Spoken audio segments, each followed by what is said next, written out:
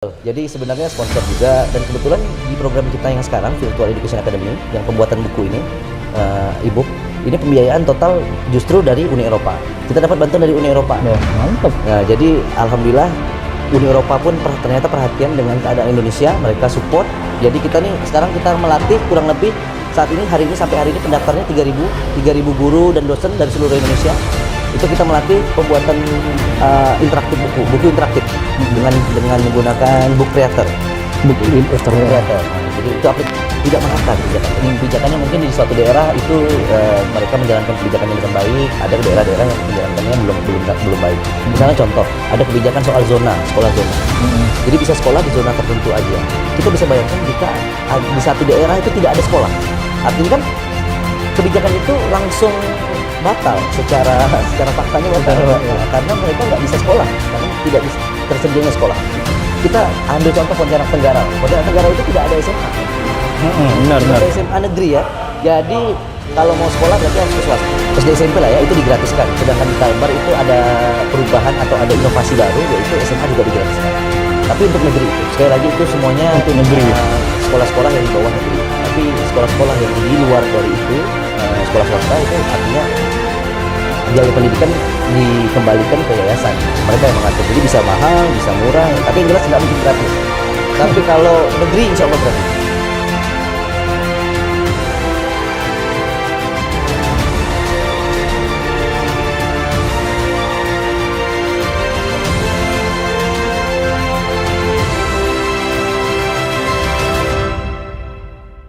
Selamat datang Bang. Terima kasih udah hadir nih. Sehat Bang ya? Sehat, Dek. Alhamdulillah. Memang kalau orang ganteng, orang muda itu memang tidak pudar dimakan zaman gitu. Alhamdulillah. Mau dihantam pandemi, mau dihantam apapun ya tetap Semangat, betul. Tetap semangat itu. Atau terpaksa semangat? Mau nggak mau, memang nggak ada pilihan lain. Kita nggak punya pilihan lain. Sayang semangat. Ini Bang, ngomongin pandemi ini ya. Kita kan udah hampir 1 tahun lebih gitu kan, udah hampir 1 tahun. Bukan hampir 1 tahun, tapi hampir 2 tahun ya.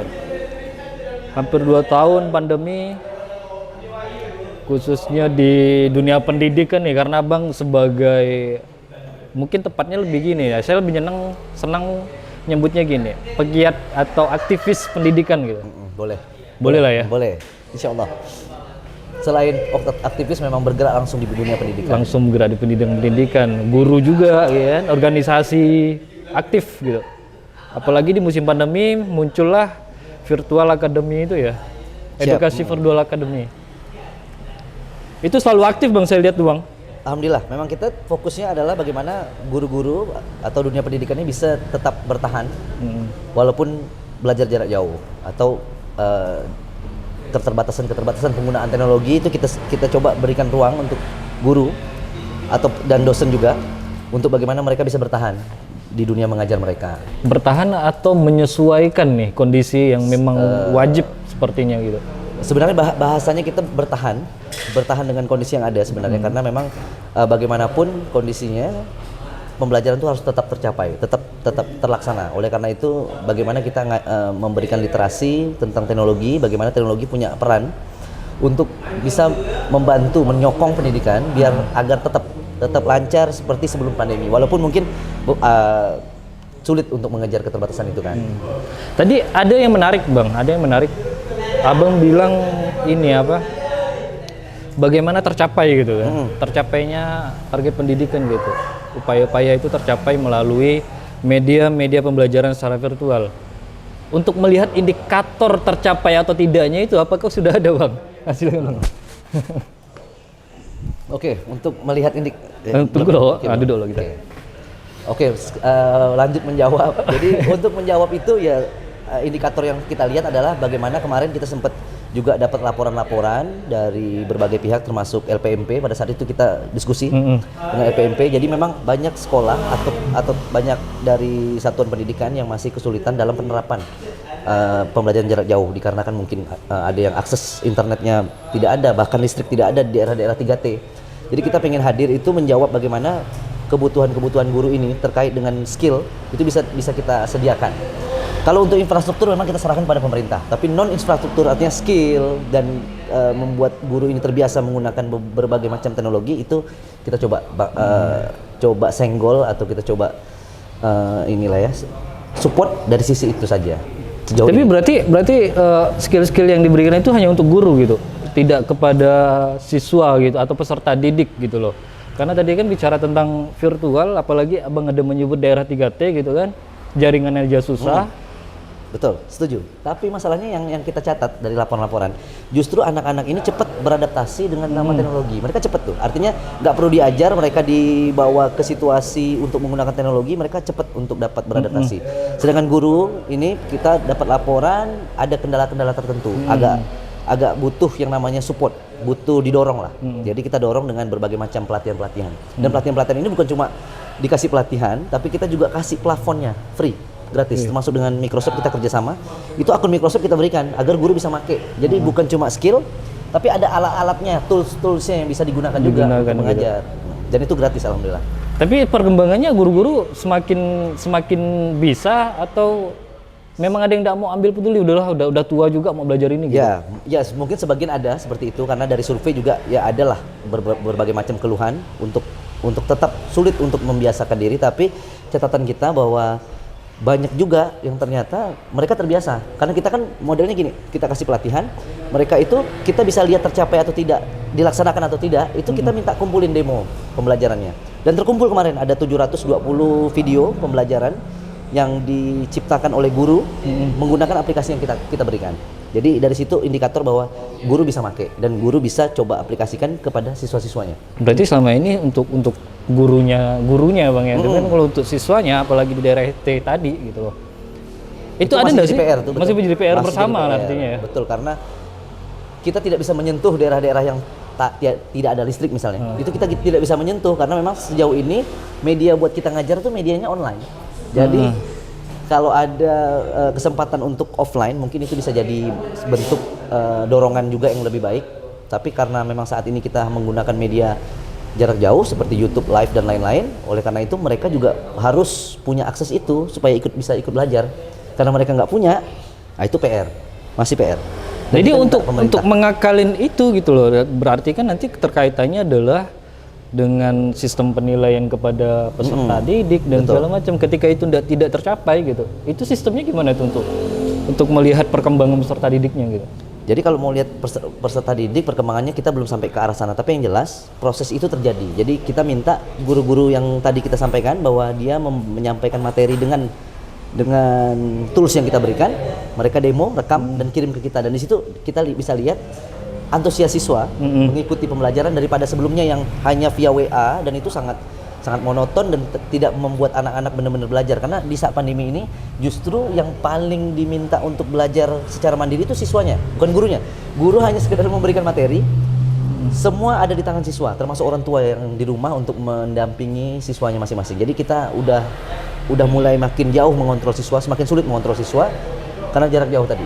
Jadi lebih mandiri nih saat ini. Jadi siswa. effort atau upaya-upaya itu memang udah dilakukan baik secara komunitas, organisasi, bahkan secara mandiri pula oleh pendidik gitu loh, dan para pegiat pendidikan gitu kan. Dan itu luar biasa Bang ya, artinya ya sampai sekarang gitu loh. Dan peran sejauh mana nih kalau kita mengukur peran yang seharusnya lebih gitu yang dilakukan oleh aktivis pendidikan gitu. Nah, katakanlah mereka itu pemerintah gitu. Nah, itu sejauh mana sih perannya gitu? Karena lagi-lagi kan sebenarnya bertanggung jawab itu gitu, pemerintah gitu. Betul. Kalau pemerintah kita lihat, karena kalau dari sisi kita tidak mau berpangku tangan dengan apa yang dikerjakan pemerintah. Kita nggak ingin berpangku tangan, artinya kita tidak mau lepas tangan. Kita sedikit banyak kita percayakan pemerintah dapat melakukan upayanya, tapi kita juga tidak berpangku tangan. Artinya banyak hal-hal yang bisa kita support.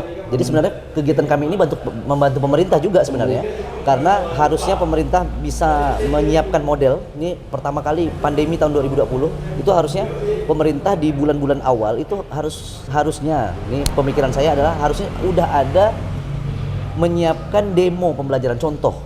Ini loh pembelajaran yang baik kalau secara online. Ini loh pembelajaran yang mungkin bisa diakses orang-orang 3T misalnya atau lain-lain. Itu perlu disediakan demonya agar guru-guru tuh nggak bingung untuk menerapkan pembelajaran jarak jauh. Kan guru-guru masih kebingungan tuh pada saat awal 2020. Kita langsung bikin tuh kegiatan Virtual Education Academy tahun 2020. Itu upayanya adalah membiasakan atau menunjukkan demo pembelajaran. Jadi guru-guru ini jadi contoh untuk guru yang lain. Jadi selama ini tadi bahasanya ada narasi yang abang sampaikan yang gini. Terkesan bahwa belum ada model yang dibuat oleh pemerintah gitu. Pada saat 2020 belum. Belum. Mungkin 2021 ini sudah mulai ada model-model tertentu, tapi maksudnya gini, yang pemerintah siapkan modelnya itu adalah model yang sangat ideal. Ini ngajar seperti ini ideal. Padahal secara fakta di lapangan belum banyak sekolah-sekolah yang bisa ideal, yang tidak ada listrik misalnya, yang ada internet tapi internetnya tidak terlalu bagus koneksinya. Itu kan perlu diberi contoh juga maksud saya. Jadi demo-demonya itu tidak hanya memberikan demo pembelajaran yang secara ideal, tapi yang non ideal juga harus bisa difasilitasi. Jadi teman-teman di daerah 3T itu justru bingung menerapkan pembelajaran jarak jauh karena contoh yang seperti di daerah dia kondisinya itu nggak ada contohnya. Jadi mereka justru kehilangan arah. Jadi memang artinya peran yang diberikan oleh pemerintah yang diberikan pemerintah belum maksimal artinya gitu. Belum, karena memang sehingga infrastruktur teman-teman pegiat gitu kan, teman-teman yang peduli tentang pendidikan, baik itu organisasi, komunitas yang luar biasa lebih maju beberapa langkah ketimbang sikap atau kebijakan yang diambil oleh pemerintah gitu. Jadi karena kita organisasi kita kebetulan kita mendesain pembelajaran atau pelatihan ini based on kebutuhan. Jadi berdasarkan kebutuhan. Apa kebutuhan di lapangan kita coba. Sedangkan mungkin kalau dari pihak pemerintah tuh biasanya mereka kan melihat dari kacamata umum. Terlalu umum. Mereka tidak sampai menyentuh daerah-daerah 3T misalnya. Mereka tidak tahu kondisi yang sebenarnya realnya seperti apa. Oleh karena itu mungkin memang kita lebih duluan tahu kondisi di lapangan karena teman-teman di lapangan yang biasanya melapor ke kita langsung. Karena kebetulan saya di PGRI juga tahulah teman-teman selalu melapor kan update-nya pembelajaran seperti apa. Dan pemerintah kurang tahu gitu ya. Kurang tahu kondisi yang benar-benar yang ada di lapangan gitu. Iya. Jadi selama ini pemerintah ngapa sih Bang kalau sampai enggak tahu udah berapa puluh tahun gitu. Nah, ini juga jadi masalah kita sebenarnya. Karena kok masalah kita sih, Bang? Masalah kita di Indonesia. Jadi kalau kita ini sistemnya otonomi sekarang. Jadi memang semuanya itu ada hierarkinya antara pemerintah daerah. Jadi yang harus melaporkannya sebenarnya pemerintah daerah ke pemerintah pusat. Pemerintah pusat mungkin tidak tahu laporan itu kalau tidak dilaporkan. Tidak tahu kondisi yang ada di daerah karena memang saat ini semua masalah pendidikan misalnya itu dikembalikan ke pemerintah daerah masing-masing. Jadi kalau pemerintah daerahnya peduli dengan guru atau pendidikan, insya Allah pendidikannya juga bagus. Tapi kalau tidak peduli, artinya itu akan jadi suatu ketertinggalan di dunia pendidikan. Sebenarnya mungkin bukan tidak peduli Bang, atau bukan tidak tahu. Cuman laporan yang diberikan oleh Pemda atau pemerintah daerah itu bagus terus gitu. Bisa jadi. Untuk catatan baik pemerintahannya gitu kan, untuk calon berikutnya gitu. Itu perlu dikaji betul. Perlu dikaji apakah laporannya memang dimanipulasi ke pusat atau memang laporannya itu tidak diberikan sama sekali. Itu bisa jadi atau memang laporannya sampai tapi tidak ditanggapi. Jadi ada berbagai macam skenario karena kita belum tahu nih seperti apa sampai banyak dari tokoh-tokoh di Indonesia bahkan sampai pernah saya dengar statement bahwa Pak Nadiem heran masih ada daerah yang tidak ada listrik. Itu sempat mengeluarkan statement itu artinya kan dia tidak tahu nih bahwa ada daerah-daerah yang benar-benar nggak punya listrik dan dia heran sebagai seorang menteri harusnya laporan-laporan itu udah beliau dapat dari daerah masing-masing, dari Pemda yang lapor sebenarnya. Pak Nadiem heran Bang ya. Masyarakat Indonesia pun kayaknya heran Pak Nadiem bisa jadi Menteri Pendidikan. Oh gitu. Oke. Kira karena dia heran. Ya karena itu ranahnya beda kan. Ranah politik itu artinya dipilih sesuai dengan kapasitas atau dipilih dikarenakan tekanan politik atau apapun itu memang permainan di daerah di atas itu memang sulit untuk dianalisa, sulit kita kaji. Jadi siapapun bisa jadi menteri saat ini, siapapun bisa jadi pemangku kepentingan, bisa menjadi pejabat asal dengan ketentuan berlaku. Kalau misalnya di pemerintah kita tahu lah kepentingan partai begitu sangat mendominasi kan. Jadi kalau bicara tentang pendidikan, akses media dan segala macam, ada yang lebih ini Bang. Kalau di masa pandemi ya, di masa pandemi adalah tentang biaya pendidikan sebenarnya, gitu loh. Yang sangat sulit karena saya punya adik sepupu gitu, beberapa adik sepupu, tetangga dan teman-teman gitu keluarga. Yang memang yang paling susah itu adalah untuk biaya pendidikannya gitu. Itu selama ini kita tidak melihat dan saya tidak mendengar langsung dari orang tua peserta didik itu dimudahkan gitu. Bahkan apalagi untung-untung diberi gratis gitu kan, tidak bayar SPP gitu. Nah, kalau Abang sebagai melihat ini kebijakan pemerintah apakah sampai di situ? Kurasa tidak, Bang ya. Jadi kalau pemerintah itu yang saya tahu bahwa untuk untuk sekolah negeri SD, SMP, SMA, SD, SMP lah ya itu digratiskan. Sedangkan di Kalbar itu ada perubahan atau ada inovasi baru yaitu SMA juga digratiskan. Tapi untuk negeri itu, sekali lagi itu semuanya untuk negeri. Sekolah-sekolah yang di bawah negeri. Tapi sekolah-sekolah yang di luar dari itu, sekolah swasta itu artinya biaya pendidikan dikembalikan ke yayasan. Mereka yang mengatur. Jadi bisa mahal, bisa murah, tapi yang jelas nggak mungkin gratis. Tapi kalau negeri insya Allah gratis. Tapi artinya itu kan pendidikan yang memang tidak merata gitu loh. Betul. Sebenarnya bicara pendidikan, masyarakat kan tidak mau tahu itu swasta ataupun negeri gitu. Mau dipaksakan negeri, jangankan bicara tentang kualitas kompetisi, tapi tentang kuantitas tidak mungkin mencukupi. Betul, kuota gitu. Kuotanya memang nggak cukup kalau semua orang masuk ke negeri. Gitu. Jadi memang harus masuk swasta. Yang pengen saya tahu nih, ada nggak sih bisikan-bisikan atau informasi terhadap dari pemerintah untuk mengatasi ini nih, Bang? Karena jujur kalau untuk di swasta itu adik saya kemarin sampai 5 juta lebih per semester. Masuknya 8 jutaan. SMA kelas 1. Ya? Oke, yang saya tahu ini mungkin nanti bisa diklarifikasi oleh yang lebih paham. Yang saya tahu bahwa pemerintah mendesain dana BOS. Dana BOS itu diperuntukkan untuk negeri dan swasta. Itu dengan maksud apa yang saya tahu sih? Itu yang saya dimaksud adalah untuk mengurangi beban peserta didik membayar SPP. Sebenarnya itu. Tapi ya dikembalikan lagi tetap itu diserahkan kepada yayasan. Jadi punya kebijakan. Jadi biasanya kebijakan dari sekolah tertentu itu juga menjadi masalah. Kadang-kadang ada yang mahal kan, apalagi atau misalnya kita ganti jangan kebijakan gitu Bang, tapi aturan gitu. Karena banyak kebijakan tapi tidak bijak kan. Betul. Jadi betul. Jadi sebenarnya kebijakan pun kadang-kadang masih berbenturan. Dan kebijakan juga biasanya tidak merata kebijakan. Jadi kebijakannya mungkin di suatu daerah itu mereka menjalankan kebijakannya dengan baik, ada daerah-daerah yang menjalankannya belum baik. Misalnya contoh, ada kebijakan soal sekolah zona. Jadi bisa sekolah di zona tertentu aja. Kita bisa bayangkan jika di satu daerah itu tidak ada sekolah. Artinya kan kebijakan itu langsung batal secara faktanya batal. Karena mereka nggak bisa sekolah karena tidak tersedianya sekolah. Kita ambil contoh Pontianak Tenggara lah. Pontianak Tenggara itu tidak ada SMA. Benar. Ada SMA negeri ya. Jadi kalau mau sekolah berarti harus ke swasta atau ya mungkin harus pindah KTP ke daerah-daerah yang zonanya punya sekolah. Nah, itu salah satu kebijakan yang sebenarnya tidak bisa diterapkan di semua daerah karena masih banyak daerah yang sekolahnya nggak merata. Nah, itu contoh bahwa kebijakan itu keluar tanpa melihat kondisi yang ada.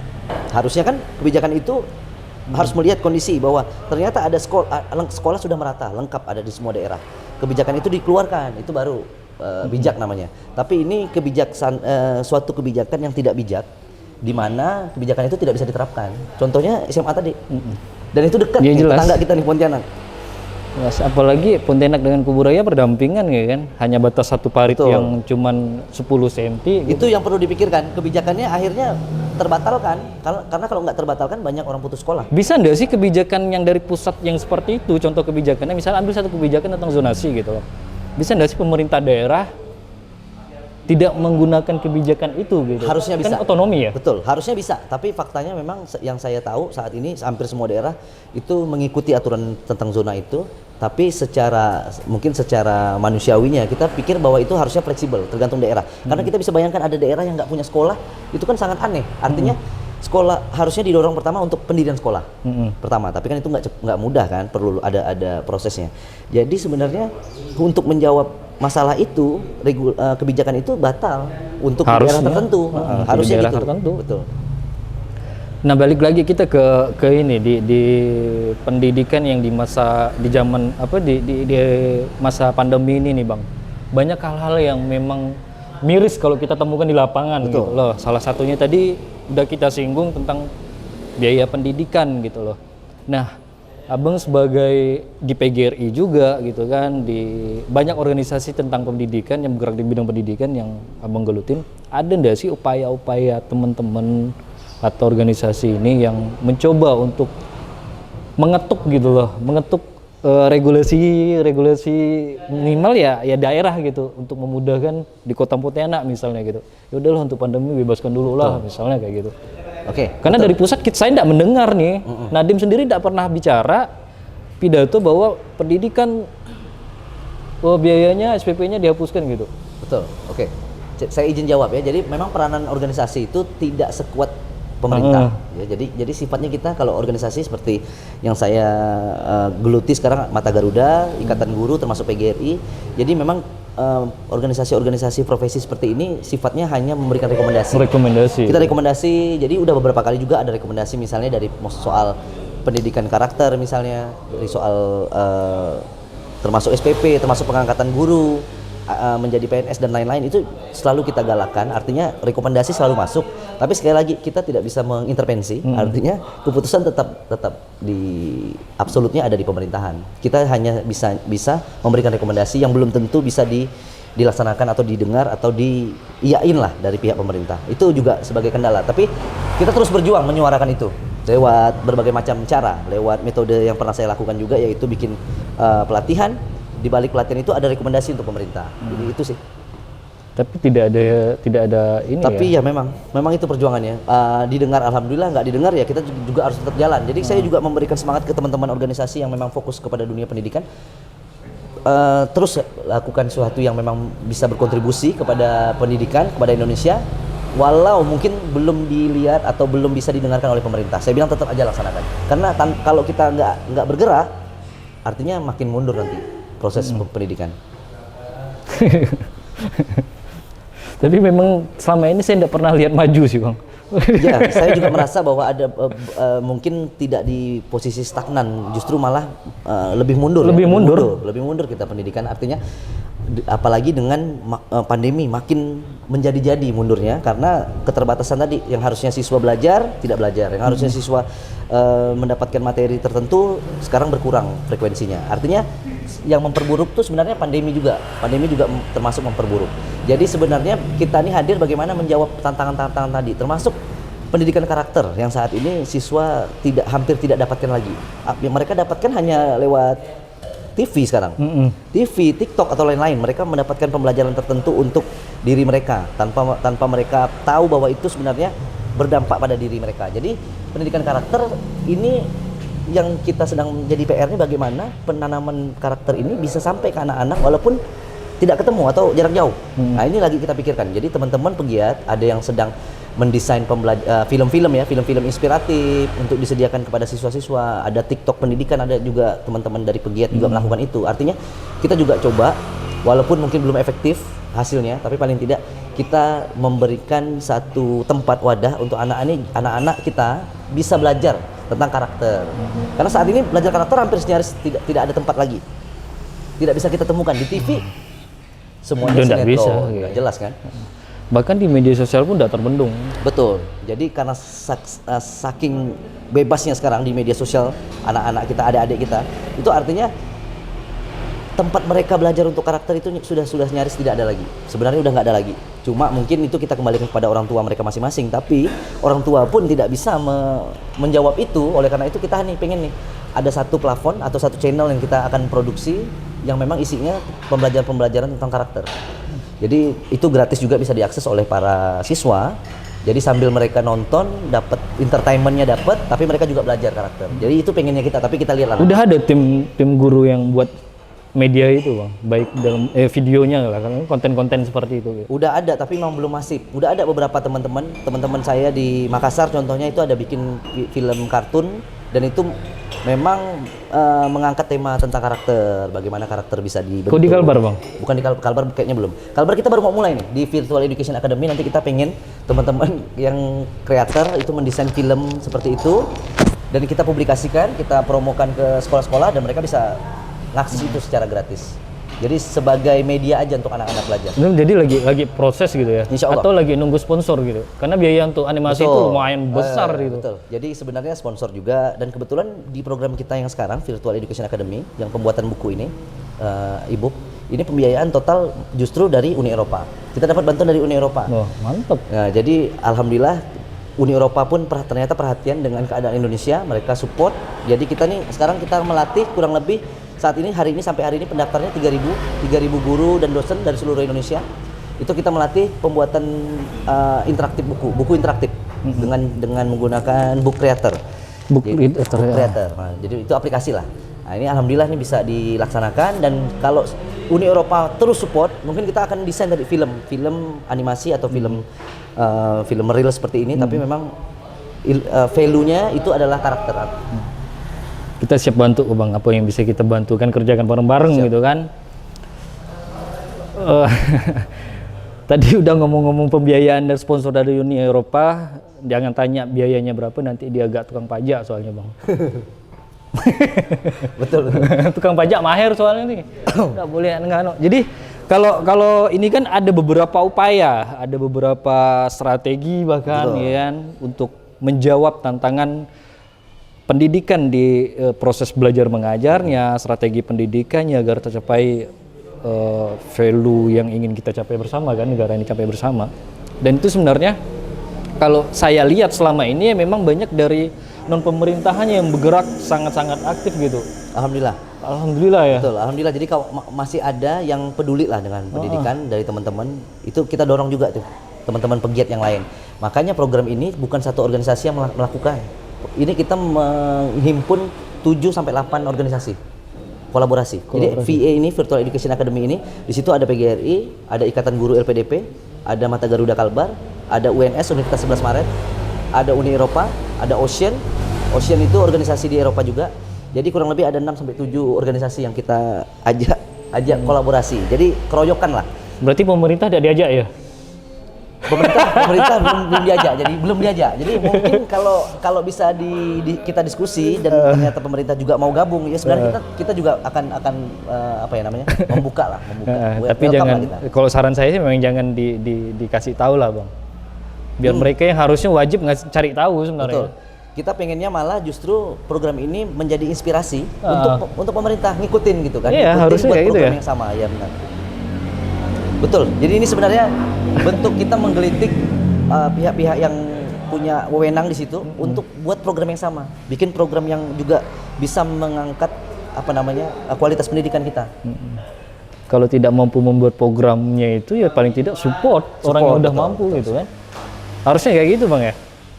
Harusnya support ya. Jadi kita sejauh ini support dari pemerintah itu pernah LPMP di Virtual Education yang pertama itu LPMP support. Jadi mereka mengirimkan tim ahlinya untuk menjadi bagian dari kita. Jadi memang kita tuh karena tiap acara itu beda-beda, virtual 1, 2, 3. Jadi ada yang memang langsung bisa bergabung pemerintah, tapi itu juga Kalbar bukan kementerian. Dari Kalbar, LPMP-nya itu gabung mensupport program kita.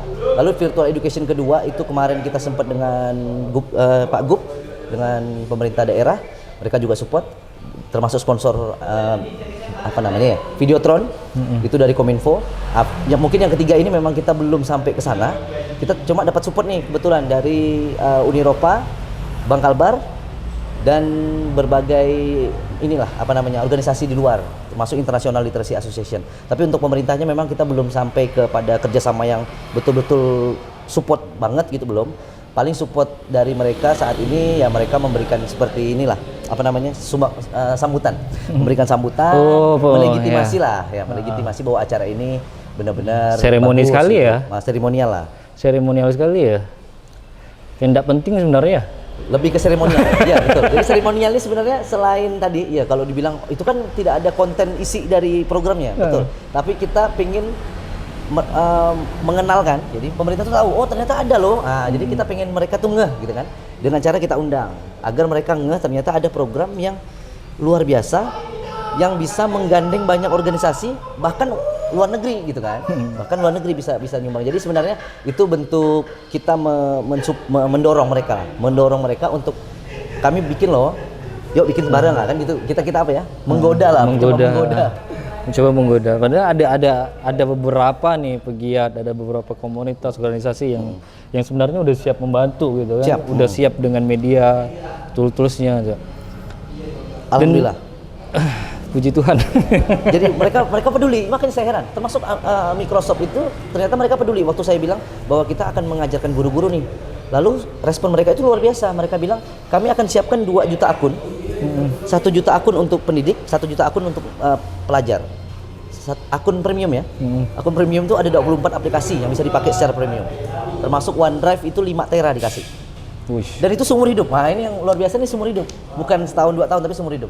Jadi kita benar-benar mendapatkan, kita bisa merasa semangat melakukannya karena memang kita dapat sokongan dari luar. Alhamdulillah. Jadi kalau kita lihat memang kompleks sekali Bang ya permasalahan sangat pendidikan kompleks, di pandemi ini, bukan hanya guru yang harus menyesuaikan, siswa yang harus menyesuaikan. Betul. Termasuk kebijakan-kebijakannya harus menyesuaikan semua. Betul. Kalau hanya menyesuaikan media belajar mengajarnya, kurasa tugasnya hanya fokus di situ. Betul. Kan. Tapi yang sulit itu fasilitasnya juga ternyata yang fasilitasnya yang memang belum banyak, belum merata. Masih banyak sekolah yang belum punya.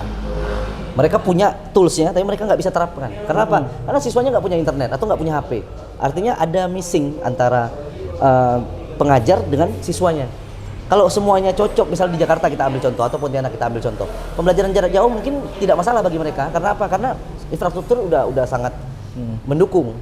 Pulang ke rumah orang tuanya juga dengan kelengkapan segala fasilitas di rumah juga mendukung. Tapi kalau untuk anak-anak yang di daerah ini yang menjadi masih kendala.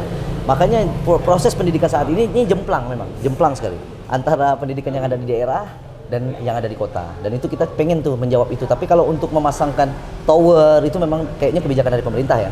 Bukan kita masangin tower gitu kan. padahal bisa aja pemerintah untuk menekankan perusahaan-perusahaan itu ya. Bisa. Kan? Sebenarnya dari CSR misalnya, jadi pemerintah juga bisa mendorong CSR untuk menyiapkan karena yang saya lihat di daerah-daerah itu ada banyak perusahaan-perusahaan. Justru perusahaan-perusahaan itu yang sebenarnya punya kewajiban CSR mereka, dan itu harusnya lewat pemerintah sih, intervensi pemerintah untuk perusahaan menyediakan itu di daerah-daerah yang membutuhkan.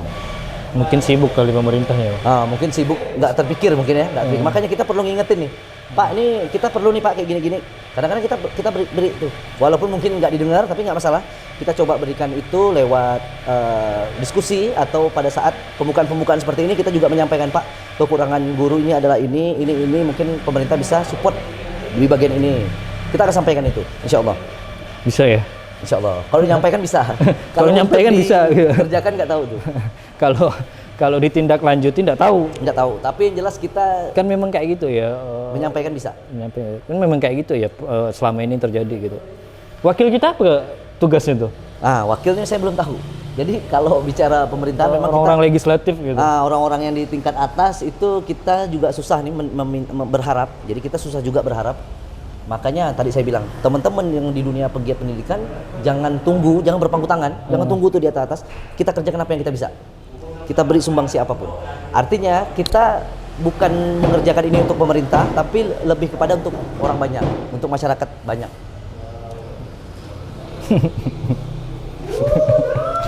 Kompleksitasnya luar biasa kalau saya dengar dari cerita Bang Yuda baik.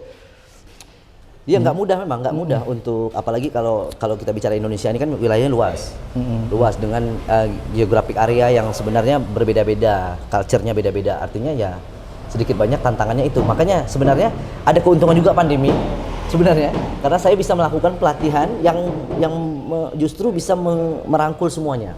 Kalau dulu pelatihan kan hanya bisa offline. Nggak mungkin saya ngundang tuh guru dari Makassar untuk datang atau apapun, nggak mungkin. Tapi dengan adanya online ini, salah satu kelebihan yang saya rasakan, saya bisa mengajarkan guru dimanapun. Itu kelebihannya. Itu yang luar biasa. Kita coba nggak hidup loh lampunya. Jadi ada hal yang pengen saya tanyakan, ada yang pengen saya tahu lagi nih Bang, menurut Abang sebagai pendidik juga gitu, penggerak juga gitu loh. Nah ini kan pandemi udah hampir 2 tahun. Betul. Jadi udah ya kurang lebih 1 tahun lebih juga, artinya tidak ada tatap muka gitu. Udah 2 tahun sih. Mulai 2 tahun, Maret ya kan? Maret 2020, ini 2021 ya, mau ya 1 tahun lebih lah. 1 tahun lebih. Jadi ada yang pertama sih, ada rasa kangen enggak nih ketemu tatap muka dengan siswa gitu? Pasti. Jadi sebenarnya kita saat ini kan dipaksa juga sama nih, tetap harus mengajar walaupun dengan virtual. Tapi memang masalahnya adalah sekarang kita komunikasinya terbatas sekali, super terbatas. Jadi kita bisa menyampaikan, kita bisa komunikasi, tapi komunikasinya kita tidak benar-benar bisa menyentuh siswa. Menyentuh dalam arti mengontrol apa benar-benar belajar atau apakah benar-benar mereka punya kendala langsung. Dan apalagi justru pembelajaran yang kita lakukan itu tidak bisa on, artinya nggak bisa on. Kita nggak bisa live dengan mereka. Mereka akan menonton itu dengan dengan tertunda nantinya. Dikarenakan memang biasanya HP itu biasa dipakai orang tua dan orang tuanya bekerja. Jadi karena variasi itu, jadi kita biasanya mengajar live itu dihadiri mungkin hanya 20 sampai 30 orang. Sisanya mereka menonton itu secara delay, menontonnya nanti. Artinya memang interaksi kita kepada siswa walaupun secara virtual juga terbatas. Terbatas. Kecuali mungkin di sekolah-sekolah yang punya akses itu ya, yang bagus ya, yang maksudnya artinya kayak SMA 1 misalnya, yang siswanya juga udah punya HP sendiri, mereka punya Kalau SMA ya kan, kalau SD nggak mungkin. SD misalnya SMP itu kadang-kadang masih butuh pendampingan orang tua. Permasalahannya jika orang tua tidak mendampingi, itu akan jadi masalah. Kangen pasti Bang ya? Pasti itu. Karena yang paling kayaknya kangen semua. yang paling penting itu tadi, itu dari hati ke hati. Betul. Iya kan? Kita bisa merasakan sense-nya beda lah. Sense-nya si beda, anak pun ya. merasa akan berbeda karena manusia itu kan makhluk sosial, makhluk interaksi. Artinya saat interaksi diubah menjadi seperti ini, ada hal-hal yang jauh secara psikologi itu mereka tidak bisa terasa disentuh. Mereka tidak merasa benar-benar diperhatikan. Nah, itu juga PR para guru bagaimana mendesain pembelajaran online ini bisa terasa menyentuh. Nah, itu. Walaupun sulit. Walaupun sulit. Tapi memang itu PR-nya karena mau nggak mau kita memang harus melaksanakan pembelajaran jarak jauh. Kalau kita ngajar di sekolah, kita melanggar prokes kan. Nah, ini kan kita udah belajar harusnya ya. Pemerintah, kita semua harusnya udah belajar. Karena hampir 2 tahun pandemi, banyak sekali pembelajaran yang bisa kita dapat gitu. Nah, kalau melihat, ya memang dari data kita menanjak ya. Kurvanya naik, meningkat sekali kasus COVID ini gitu. Tapi melihat pengalaman gitu kan, melihat dari pengalaman kita udah hampir 2 tahun pandemi, kira-kira nih, prediksi Abang nih gitu. Sampai kapan gitu ya? Tatap mukanya bisa dilakukan kapan nih gitu? Wah, ini yang sulit ditebak. Jadi ada beberapa opsi kemarin sudah didesain oleh pemerintah daerah untuk coba membuat tatap muka walaupun sistem SIP namanya. Ada sistem SIP kemarin. Tapi kenyataannya itu juga tidak lama dan akhirnya harus dibatalkan karena dianggap ya tidak aman untuk para siswa. Jadi tidak bisa diprediksinya ini karena kita juga menanggapi pandemi ini berbagai macam. Jadi berbagai macam cara pandang kita terhadap pandemi. Ada yang menganggap ini ya sudah biasa aja, ada yang menganggap ini bahaya dan lain-lain. Dan itu yang akhirnya membuat sulit untuk menerapkan suatu kebijakan. Sulit sekali. Pemerintah juga takut nih. Contohnya Pak Edi Kamtono, saya rasa itu cukup peduli dengan pendidikan. Jadi beliau juga sebenarnya sangat mendukung jika pembelajaran dilakukan secara offline. Tapi sekali lagi, tuntutan pemerintah pusat, tuntutan dari Satgas Covid yang ada di Kalbar juga sebenarnya menyulitkan Pak Edi untuk menerapkan itu. Jadi mau nggak mau ya harus ikuti aturan pemerintah kan. Artinya memang aturan yang dibuat itu yang menyulitkan sebenarnya. Betul, kan. Aturan itu. Jadi aturan itu kan sifatnya memang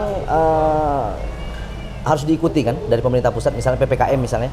Daerah untuk zona merah harus PPKM. Artinya pemerintah daerah walaupun merasa mungkin bisa aja dilakukan pembelajaran jarak jauh pembelajaran offline dengan metode tertentu, tapi mereka juga khawatir. Mereka khawatir akan melanggar itu, sanksi pidana pun menunggu. Ya, jadi banyak kekhawatiran. Artinya lebih aman memang dibuat dengan seperti ini. Mereka cari aman lah. Mereka cari aman dengan Tapi kalau bicara cari aman, jadi banyak yang dikorbankan akhirnya. Betul. Gitu. Salah satunya pendidikan. Ya tapi kan tidak berdampak langsung. Jadi si pemangku kebijakan tidak kena dampak langsung dari tadi tuh efek jeleknya. Itu dampaknya kan banyak, nggak langsung kena. Jadi politis lagi dong.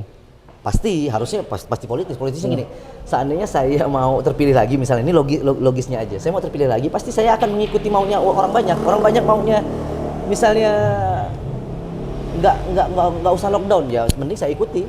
Cari aman, biar nanti suara saya mendulang suara bagus kan artinya. Ya sebenarnya itu logisnya bagaimana, karena sistem demokrasi kita kan suara terbanyak. Artinya sebagaimana kita bisa menarik simpati banyak orang, menguntungkan. Tapi sebaliknya, kebijakan bagus pun kalau ternyata ditolak oleh orang banyak, sulit untuk kita lawan tuh. Walaupun itu bagus kebijakannya. Karena apa? Karena posisi nantinya dia akan terancam untuk tidak terpilih kedua kalinya misalnya. Jadi itu berbagai macam lah yang kita tahu fakta di lapangan. Tapi lagi-lagi Bang, kalau kita lihat itu gitu, melihat kondisi sekarang yang tidak kelar gitu kan, mau kebijakan seperti apapun yang dibuat oleh pemerintah, masyarakat udah kadung, tidak percaya. Betul. Gitu loh. Jadi bukan masalah kebijakan sebenarnya. Bukan masalah kebijakannya. Sebenarnya masalahnya ada pada tingkat kepercayaan masyarakat kepada pemerintah.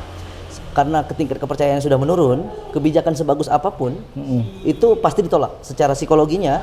Kalau kita sudah benci sama sesuatu, apapun yang disampaikan itu pasti akan tertolak. Apalagi ini banyak faktor. Apalagi karena faktor-faktor lain. Jadi sebenarnya yang dilihat ini adalah penurunan tingkat kepercayaan masyarakat. Trust, itu sebenarnya. Itu kunci sebenarnya. Kalau udah percaya, itu kebijakannya mau mencela-mencela mau apapun, orang karena udah sayang ya it's okay. Tapi sebaliknya nih, orang udah nggak percaya, diberikan opsi apapun itu sudah dianggap negatif oleh masyarakat. Jadi menurut Abang pemerintah sekarang itu udah tidak dipercaya gitu? Oh iya. Iya. Saya ngomong gitu ya jelas. Jadi gini, saya menganggap dari kacamata saya pribadi, banyak masyarakat kita itu sudah tidak percaya dengan dengan pemerintah. Banyak dibuat meme, ada dibuat video, termasuk demo-demo yang menunjukkan bahwa tingkat kepercayaan masyarakat itu menurun. Dan itu nggak bisa kita bilang tidak, karena memang itu ada di berbagai media bahwa pemerintah gagal meyakinkan. Contoh vaksin lah. Vaksin itu sampai banyak masyarakat yang menolak dengan padahal itu kebijakan pemerintah loh. Banyak yang menolak itu kan artinya masyarakatnya sendiri tidak percaya dengan pemerintah. Itu artinya itu. Jadi kita coba mengkaji itu dari cara masyarakat itu menyikapi. Banyak aturan pemerintah itu ditolak oleh masyarakat. Sebenarnya bukan karena, mungkin bisa jadi bukan karena peraturannya, tapi memang karena sudah tidak percaya dari awal. Ya, tapi kalau menurutku bukan tidak percaya dari awal, ya memang aturan yang dibuat selama pemerintahan ini memang tidak jelas, makin gitu loh. Bicara vaksin misalnya gitu. Ya kan, bicara vaksin gitu. Ada yang tidak percaya, it's okay. Tapi ada yang percaya, ternyata tidak tersedia vaksinnya. Betul. Gitu. Nggak, karena pun gini kalau saya lihat, peraturan kita tumpang tindih, itu yang bikin orang nggak percaya sih. Dari satu pemerintah, bayangkan pemerintah yang begitu luar biasa ini, satu menterinya bilang apa misalnya, yang memang kontras, dan itu membingungkan si pendengar nih, masyarakat. Kebingungan itu menghasilkan suatu ketidakpercayaan. Anggaplah kita percaya sama orang tua kita. Bapak kita bilang ini A, ibu kita bilang B. Kan menurunkan kepercayaan kita terhadap orang tua. Mana yang benar? Karena informasinya kontras. Nah, oleh karena itu sebenarnya pemerintah itu bagaimana, walaupun mungkin salah, tapi mereka bisa kompak. Kalau mereka benar tapi tidak kompak, satunya bilang ini, ya sama juga. Artinya ada pasti pemerintah, rakyat pasti bisa menganalisa sendiri lah. Menganalisa bahwa di atas pun yang kita lihat itu mereka punya konflik kepentingan masing-masing. Akhirnya para expert pendidikan pun bingung nih mau membuat suatu sistem. Pasti. Semuanya pasti bingung nih. Pasti bingung gitu, karena untuk membuat satu sistem ini kan butuh beberapa dasar dari beberapa menteri kebijakan ini gitu loh. Akhirnya yang merasakan dampaknya ya masyarakat sendiri. Pasti masyarakat sendiri. Jadi sebenarnya ini dampaknya pastinya ke masyarakat juga. Mereka tidak percaya pun masyarakat juga yang kena. Tapi masalahnya itu PR pemerintah tuh, bagaimana mengembalikan tadi tingkat kepercayaan masyarakat ini bisa kembali seperti dulu. Jadi kebijakan-kebijakannya selalu disetujui dan dapat sokongan. Karena percuma pemerintah mengeluarkan kebijakan yang bagus pun, tapi ternyata itu ditolak di masyarakat. Itu percuma. Karena jadi efektif nanti. Saran Abang nih kan sebagai pendidik nih, bagi kami nih ya, kaum proletar gitu. Siap. Macam saya, Ardi tadi itu kan hampir nangis-nangis gitu kan, mikirin biaya pendidikan anaknya gitu kan. Jadi gimana tuh Bang? Apa yang harus kami lakukan untuk dunia pendidikan anak-anak kami gitu loh, yang sementara tidak mampu kuliah, tidak mampu biaya sekolah, dan saya keliling juga nanya beberapa teman orang-orang gitu, ternyata yang banyak yang berhenti Bang. Pasti putus sekolah. Biaya itu menjadi faktor juga anak-anak putus sekolah.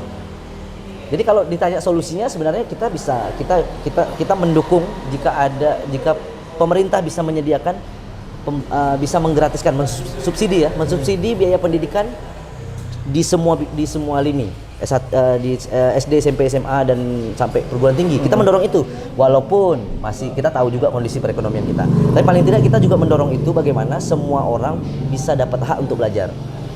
Itu karena yang paling penting. Hak itu. Jadi yang perlu digaungkan adalah bagaimana kita bisa menyampaikan itu dan bisa ditanggapi, dan nanti PR-nya bagaimana pemerintah bisa mendesain itu. Bisa aja nanti dengan solusi-solusi pemerintah yang menurut saya saat ini belum bisa dilaksanakan, tapi nantinya mungkin bisa dilaksanakan. Amin. Saya cuma belajar optimis aja, walaupun kayaknya sulit untuk menggratiskan semua orang di seluruh Indonesia. Sepertinya agak sulit, tapi kita nggak tahu bagaimana skenarionya, dan kita harapkan memang mereka benar-benar serius ya, pemerintah ini benar-benar serius menyikapi soal pendidikan yang ada di Indonesia. Khususnya di pandemi Tapi ini. satu lagi itu kita cuma memberikan rekomendasi. Kita nggak bisa langsung. Padahal bentuknya intervensi. kalau sistem negara, sistemnya demokrasi, rakyat itu bentuknya bukan rekomendasi malahan, tapi Bisa lah, intervensi. betul, bisa mengintervensi ya. Tapi faktanya memang belum sampai ke sana ranah kita. Kalau nggak mau masuk penjara sih dosa Betul. ada. Tapi kita bisa mengintervensi. Karena sebenarnya kalau sistem demokrasi itu suara rakyat itu ditentukan indikatornya adalah di DPR. Nah, kalau DPR-nya genah insya Allah sebenarnya. Berarti DPR sekarang nggak genah ya? Bisa dibilang belum genah seperti yang seharusnya. Karena seharusnya tuh mereka itu banyak mereka tuh harus mengevaluasi kinerja pemerintah. Harusnya. Tugas dia itu bukan malah mendukung. Nah, ini kan mereka Karena fungsi mereka kan pengawasan. Tapi kebanyakan kebijakan pemerintah itu selalu didukung. Nah, ini kan jadi pertanyaan. Kan DPR kita kan nggak tahu apa-apa, Bang. Nah, itu masalahnya. Karena data yang saya tahu itu masalah DPR juga. legislatif itu tuh banyak 80% itu pengusaha. Iya, berarti Bukan mereka para tidak terlalu expert. paham di bidangnya kan. Betul. Itu juga jadi masalah. Tapi masalahnya pada saat kita milih, kita disajikan dengan tidak ada pilihan lain selain orang yang disajikan. Jadi waktu memilih caleg, kita nggak bisa milih orang di luar dari yang dipilihkan. Itu juga masalah. Artinya kita nggak punya pilihan pada saat milih. Gimana kalau abang nanti coba? Oh, kayak ini saya nggak berbakat untuk ngomong. Hari ini lain, besok lain nggak berbakat saya. Oh, berarti itu kesimpulannya, bahwa seorang politikus itu Harus bisa. hari ini ngomong lain, besok Lain harus menyesuaikan dengan kebutuhan masyarakat. Yang maksudnya gini, kita harus mampu membuat orang tuh suka. Jadi hari ini sukanya ini, besok mungkin bisa beda, saya akan ubah. Kan gitu. Artinya mereka bagaimana bisa membuat orang tuh mau mendukung dia dengan segala cara. Misalnya saya akan bikin Indonesia ini menjadi surga apalah, kan kita bisa ngomong tuh. Walaupun kenyataannya tidak bisa dilakukan kan, tidak bisa dilakukan. Sama dengan kepala daerah berarti ya. Ya, jadi memang karena mereka itu bagaimana meyakinkan ya. Jadi kalau dalam ilmu komunikasi itu bagaimana kita bisa meyakinkan orang dengan omongan kita, bukan meyakinkan orang dengan kinerja kita, bukan.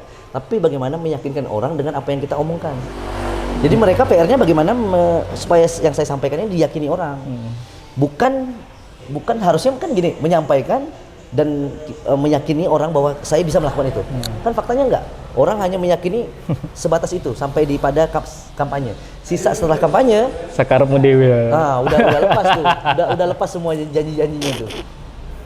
Jadi itu PR kita juga dalam memilih nantinya siapa calon selanjutnya. Tapi masalahnya yang kedua adalah calon yang dipilih itu sudah ada yang diajukan oleh partai. Jadi nggak bisa kita memilih orang yang tidak diusung oleh partai, nggak bisa. Walaupun orangnya mungkin orang hebat. Jadi banyak. Jadi saya coba untuk Ini ngomongin ini sebenarnya bisa 3 hari sih, 3 hari 4 hari, Coba setahun untuk lah kali, menyimpul. nggak selesai. Dan itu nggak selesai itu. karena memang banyak, harus berbagai perspektif misalnya. Gitu kan. Betul. Bicara pendidikan aja, dari sistem pendidikannya, dari media pembelajaran di masa pandemi, bahkan dari aturan-aturan Apalagi pemudahan. mereka ini saling terkait nih, ekonomi, pendidikan saling terkait. Jadi memang kompleks, jadi masalah kita kompleks. Itu. Makin ada pandemi saat ini, makin kacau sebenarnya. Perekonomiannya kacau, pendidikan apalagi. Dan mudah-mudahan nanti video ini setelah keluar kita share dengan pemangku kebijakan yang tidak bijak-bijak, gitu kan? Siap. Biar ini juga mereka mungkin bisa introspeksi apa yang perlu diubah gitu kan, inovasi apa yang perlu aku buat. Dan kami siap nih, Bang Yuda siap gitu, PGRI Virtual Academy siap untuk bekerja sama, bermitra untuk mengembangkan atau memajukan sistem pendidikan di Kalbar khususnya, Bang ya. Siap. Terima kasih, Bang, udah hadir, udah Sama-sama. mau berbagi banyak sekali hal yang saya dapatkan nih. Sehat selalu, Bang ya. Siap. Nanti honor Saya ditransfer sama Pak Miji, Bang. Siap.